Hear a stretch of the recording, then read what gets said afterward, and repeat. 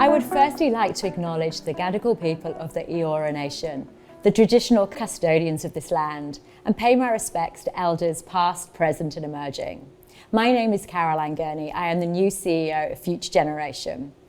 We wanted to provide shareholders with additional insights on FGG investment portfolio, and so it is my pleasure to welcome Board Director Kiera Grant of FGG and Chair of the Investment Committee.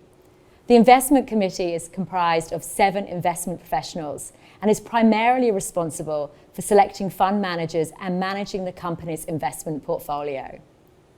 The portfolio currently has 12 leading boutique fund managers, providing shareholders with a diversified portfolio, which is important as we navigate market cycles.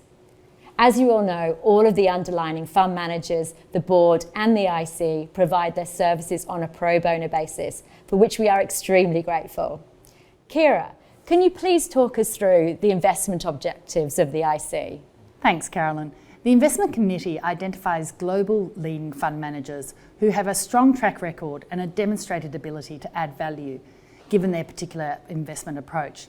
We look to provide investors with market or better than market performance, with reduced volatility as measured by standard deviation. The committee ensures that we are invested with a complementary blend of managers, providing shareholders with exposure to a diverse portfolio of investment styles and strategy, all under one investment vehicle, and we obviously review those fund managers on a regular basis. Since the inception, the portfolio has provided shareholders with 15% less volatility than the MSCI All Country World Index, and we are particularly pleased that the portfolio has been able to preserve capital for shareholders during those periods of market drawdowns. Thank you, Kiera. So, can we provide shareholders with a little bit more information about the stock composition of the portfolio? Because I think that's really interesting in terms of what Future Generation Global has managed to achieve. Sure, Carolyn. So firstly, the Investment Committee review on a look-through analysis the investment portfolio on a quarterly basis, which ensures that we are providing shareholders with diversity through the blend of managers we choose. On a look-through basis, we have exposure to over 350 underlying investment companies. So for example, the portfolio is underweight large cap companies, predominantly the FANGs, as you would know, with a net underweight of 10% in the top 100 companies globally. Regionally, the portfolio is 30% overweight Europe compared to the benchmark, which is the MSCI AC World Index at 22.2% versus us at 17.1%, which highlights that the managers are looking at the relative value across the globe. And given how expensive the US market is at the moment, it's not surprising that we are underweight the large cap US companies. On a sector basis, the investment portfolio is actually overweight communication services and consumer discretionary, while we are underweight financials. So what are the unique qualities of the investment portfolio?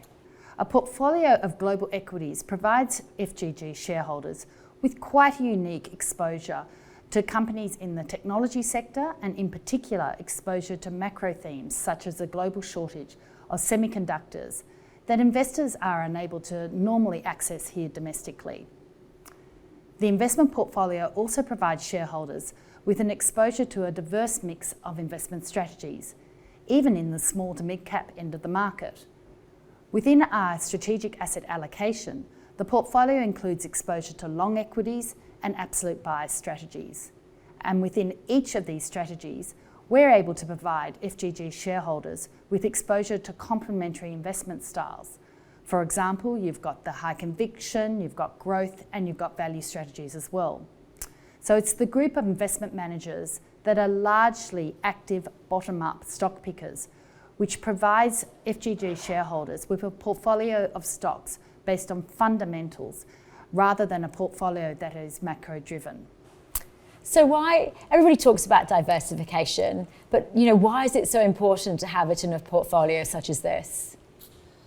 Well, look, as we navigate different market cycles, which are inevitable, it's important not to be anchored to any one investment style or type of exposure. For example, growth investing has been a clear winner in recent times. However, there are signs coming through now that investors are wishing to seek value during very uncertain times. And so we're obviously conscious of that. And through our portfolio construction approach, the investment team and the portfolio of FGG provides shareholders with a balance between reward and risk. And in an environment where we're seeing more market volatility and more market shocks, different exposures means that we're less impacted by any one single event. So Kiera, you've just been talking about, market cycles. So tell us, how has the portfolio performed during volatility? Look, I'm pleased to say that during periods of volatility, actually the FGG investment portfolio has performed extremely well. In market drawdowns, the investment portfolio has provided shareholders with a downside capture ratio of 67.6%. And what that's meaning is that we have outperformed by 32.4%. So as an example, in February and March of 2020, when the market really started to react to the onset of coronavirus globally, the MSCI All Countries World Index fell by 12.7% collectively. Yet during that exact 2-month period, we actually outperformed by 3.4%.